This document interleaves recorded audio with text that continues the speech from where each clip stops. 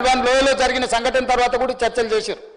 ఇవాళ ఏ సమస్యకైనా పరిష్కారము చర్చలు శాంతి ద్వారా హింస లేకుండా దేశానికి స్వతంత్రాన్ని సాధించి యుద్ధంలోనే దేశాన్ని గెలిచిన మహాత్మా గాంధీ నాయకత్వంలో మేము పనిచేస్తున్నాం అధ్యక్ష. మహాత్మా గాంధీ హింసకు పాల్పడలే, మహాత్మా గాంధీ ఆయుధం పట్టుకోలే, శాంతి బోధల ద్వారా శాంతియుతంగా యుద్ధం చేసి ప్రపంచంలో అతిపెద్ద దేశమైన భారతదేశాన్ని గెలిచండి. బ్రిటిష్ వాళ్ళ మీద రవి అస్తమించని సూర్యుడు అస్తమించని రాజ్యం ఉన్న మర తుపాకులున్న మర పిరంగులున్న బ్రిటిషర్స్ను ఓడించి మహాత్మా గాంధీ దేశానికి స్వతంత్రాన్ని తెచ్చిండు అధ్యక్ష. ఒక పెద్ద యుద్ధాన్నే శాంతితోని చర్చలతోని నెగ్గిన గొప్ప నాయకుడి స్ఫూర్తితోని ఉన్న పార్టీలో మేము ఉన్నాం అధ్యక్ష.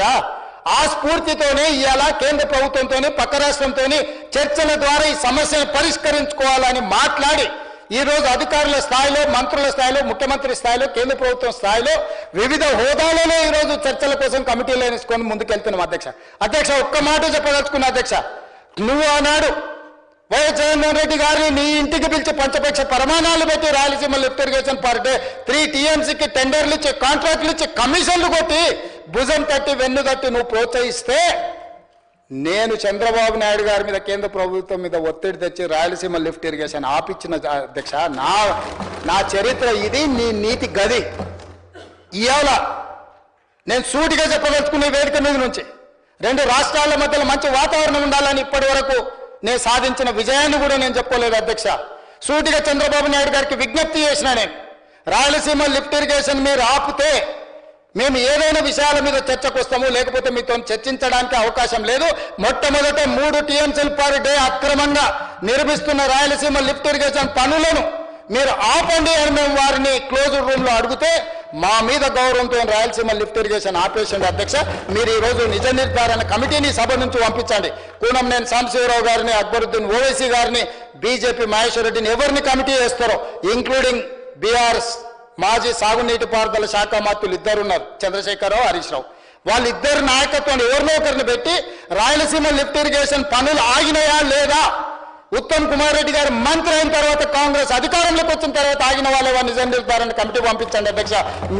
మీరు ఆదేశాలు ఇవ్వండి అధ్యక్ష. ఈ సభ నుంచి మేము అక్కడ రాయలసీమ లిఫ్ట్ను 3 TMCలు పర్ డే దోపిడీని ఆపిచ్చి చర్చల పేరు మీద ఈరోజు పాలమూరు రంగారెడ్డి ఎత్తిపోతలకు అనుకూలంగా నిర్ణయాలు వచ్చి ఉమ్మడి రాష్ట్రంలో మా ప్రాజెక్టులకు మీరు ఎలాంటి అభ్యంతరాలు పెట్టకండి, మా కడుపు కొట్టకండి అని వాళ్ళ మీద ఒత్తిడి తీసుకొచ్చి ఈరోజు ఒక కొలికి పట్టుకొచ్చినాం అధ్యక్ష. ఒకవేళ మీరు పాలమూరు రంగారెడ్డి ఎత్తిపోతలు శ్రీశైలంలో కట్టేది కొత్త ప్రాజెక్ట్ అని అభ్యంతరం పెడితే మేము తక్షణమే పాత ప్రాజెక్ట్ అయిన జూరాల నుంచి పర్ డే 2 TMCలకు 70 TMCలు జూరాల నుంచి వచ్చిన ఎంబడే పట్టుకొని జూరాల నుంచి చక్కగా పాలమూరు రంగారెడ్డి నల్గొండకు తరలిస్తాము. అప్పుడు ఎవరంటే వస్తారో చూస్తామని ఆంధ్రప్రదేశ్కు చెప్పిన చరిత్ర, నిటారుగా నిలబడి వాళ్ళకి చెప్పిన చరిత్ర మాది అధ్యక్ష. ఆయన నాయకత్వంలో పనిచేసిన నేను ఆ నాయకత్వాన్ని కాదు, ఆ పార్టీనే కాదని వదులుకొని తెలంగాణ ప్రజల కోసం కాంగ్రెస్ పార్టీలో చేరి తెలంగాణ ప్రజల్ని మెప్పించి ఒప్పించి తెలంగాణ రాష్ట్రానికి ముఖ్యమంత్రి అయిన నేను తెలంగాణ 4 కోట్ల ప్రజలకు ద్రోహం చేస్తున్నా అధ్యక్ష.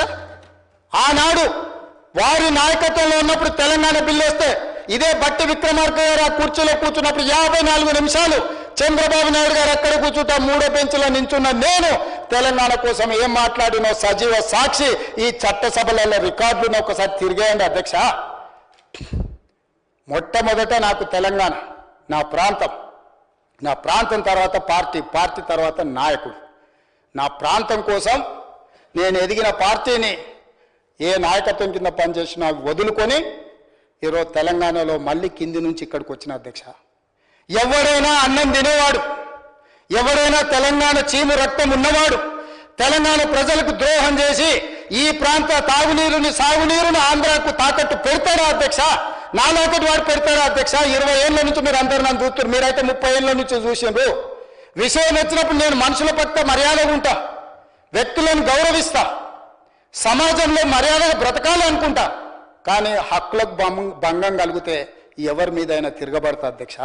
ఈ రోజు తెలంగాణ నీటి హక్కుల కోసం నిలబడి కొట్లాడి వ్యూహాత్మకంగా ఎత్తుగడలతో తెలంగాణకు నీళ్లు సాధించాలి, ప్రాజెక్టులు పూర్తి చేయాలి, ఈ తెలంగాణ సస్యశ్యామలం చేయాలి. పాలమూరు బిడ్డ నల్లబల అడవుల నుంచి వచ్చి ఆ ప్రాంతానికి రేపు చచ్చిన రోజు ఆ మట్టిలో కలిసే రోజు ఏం సమాధానం చెప్పాలన్న ఆలోచనతోటి ఈ రోజు పాలమూరు రంగారెడ్డి ఎత్తిపోతల ప్రాజెక్టును పూర్తి చేయడానికి నేను కంకణం కట్టుకొని బయలుదేరితే తాడు బొంగరం లేని ప్రతి వాడు ఈ రోజు ఏదో ఒకటి మాట్లాడతాడు. సభ పెడతానంట బట్టలు ఊడదీస్తారంట. నువ్వు రాలేదు కానీ నేను వస్తా ఊడదీసి చూతురా. మాట్లాడేటప్పుడు ఒళ్ళు దగ్గర పెట్టుకొని మాట్లాడమని చెప్పుండ్రు అధ్యక్ష. మీరు నాకు మాటలు రాక కాదు, మర్యాద సంస్కారము సభ్యత అడ్డం వచ్చి నేను మాట్లాడట్లేదు అధ్యక్ష. ఇవన్నీ మాట్లాడితే వస్తే లెక్క బరాబర్ చెప్పేటోని అధ్యక్ష.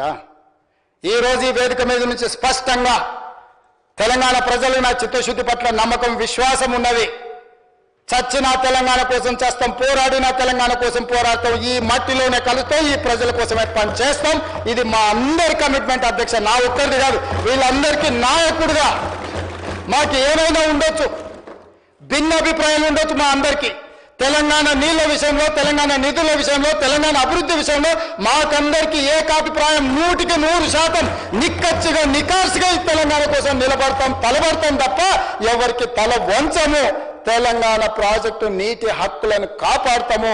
ఇవాళ ఉత్తమ్ కుమార్ రెడ్డి గారు ఏదైతే రాసిండ్రో 45 టీఎంసీలు మొదటి విడత, 45 టీఎంసీలు మలి విడత అనుమతులు రావాల్సిందే, లేకపోతే జూరాల నుంచి 70 టీఎంసీలు మేము తరలిస్తాం. ఇవాళ జూరాల నుంచి అక్కడికి మార్చడం వల్ల జూరాల మన ప్రాజెక్ట్, కర్ణాటక నుంచి వచ్చే కృష్ణా జలాలు, భీమా జలాలు మొదట జూరాలనే వస్తాయి. వచ్చినట్టే ఇటే తెచ్చుకుంటే ఎవరు వస్తారో చూస్తా.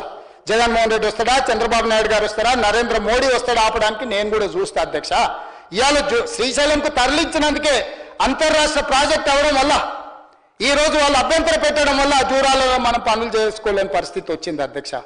అనుమతి ఇచ్చిండ్రా, సరే, అనుమతి ఇవ్వకపోతే జూరాల నుంచే నీళ్లు తెచ్చుకుంటాం, ఎవరో చడ్డుకుంటారో నేను చూస్తా అధ్యక్ష. తెలంగాణ పట్ల, తెలంగాణ రైతుల పట్ల మా చిత్తశుద్ధిని ఎవడైనా ప్రశ్నిస్తే ఆయన తోలు తీస్తా అన్నాడు కదా అధ్యక్ష. తోలు తీయడమే కాదు, నాలుక కోస్తాం అధ్యక్ష. ఇంకేదైనా మాట్లాడు, ఇంకేదైనా విమర్శించు, మా చిత్తశుద్ధి, మా నిజాయితీ, మా నిబద్ధత పట్ల అడ్డగోలుగా మాట్లాడితే తోలు తీస్తా అన్న వాళ్ళ నాలుక కోస్తా అధ్యక్ష. ఈ పదాలు అన్పార్లమెంటరీ అయితే మీరు రికార్డుల నుంచి తొలగిస్తుండొచ్చు, కానీ ప్రజల మధ్యలో శాశ్వతంగా రిజిస్టర్ చేయడానికి నేను అధికారికంగా ఈ మాట మాట్లాడుతున్నా అధ్యక్ష. మనం ఎన్నైనా అక్బరుద్దీన్ ఓవైసీ గారు ఒక మాట చెప్పారు, अरे भाई कितना भी लड़ो कुछ भी करो, मैं राज्य के लिए नुकसान नहीं पहुंचाना, हम लोग एक कट्टा हो जाना, हम अलग अलग पार्टी का होगा, अलग अलग एजेंडा होगा, अलग अलग एजेंडा होगा, मगर हम लोग जब तेलंगाना जनता के लिए, आवाम के लिए जब काम करते हम सब लोग इकट्ठा होकर लड़ना, बोल के जो अकबरुद्दीन ओवैसी जी ने कहा, इतना विजडम उनको क्यों नहीं है?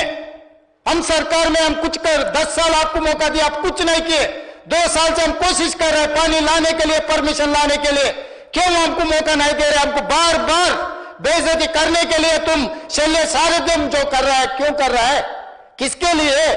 किसके मेहरबानी के लिए? क्या बोलना चाह रहे हैं चंद्रशेखर राव जी?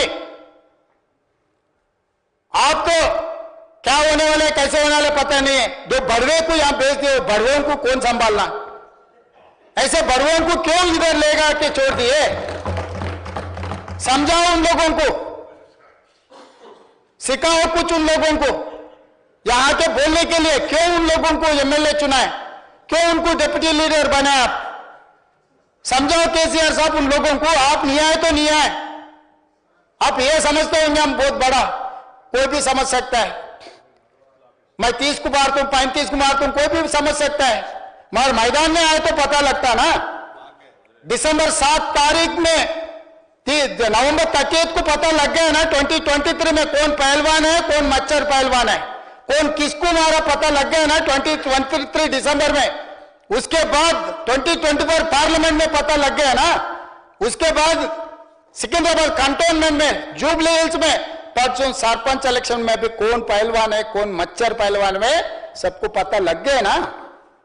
आगे भी देखेंगे, म्युनिसिपल आ रहे हैं ना, म्युनिसिपल चुनाव में देखेंगे. मगर राजनीति अलग है, तेलंगाना जनता के हक अलग है. वो पानी का हो, पैसे का हो, जीने का हक हो, हम लोग सब इकट्ठा होकर हम लोग आगे जाना है। इसीलिए आज हम लोग उत्तम कुमार रेड्डी जी कुछ रेजोल्यूशन बनाने वाला है, मूव करने वाला है। इसमें हम लोग सब एक होकर एक ही आवाज सुनाने के लिए हम लोग उन लोगों को बुलाए, वो नहीं आए। इनॉर्मस रेजोल्यूशन के लिए सब पार्टियों को हम कॉन्फ्रेंस में लेने के लिए, रेजोल्यूशन उत्तम कुमार रेड्डी पास करवाने के लिए आज हम कोशिश किए, आप भाग गए। दिल्ली में बोलेंगे भाई बीआरएस साथ में नहीं है, बीजेपी भी साथ में नहीं है। देखो अबलू बबलू दोनों भाग गए। कम से कम बीजेपी तो भी बैठना था इनॉर्मस रेजोल्यूशन में। क्यों ये लोग तेलंगाना जनता के लिए काम नहीं करते क्या? ये क्या तरीका है अध्यक्ष जी? అధ్యక్ష, నేను స్పష్టంగా చెప్పదలుచుకున్నా. నేను ఆవేశంలో చెప్పినా, కోపంగా చెప్పినా, బాధతో చెప్పినా, అర్థమయ్యేటట్టు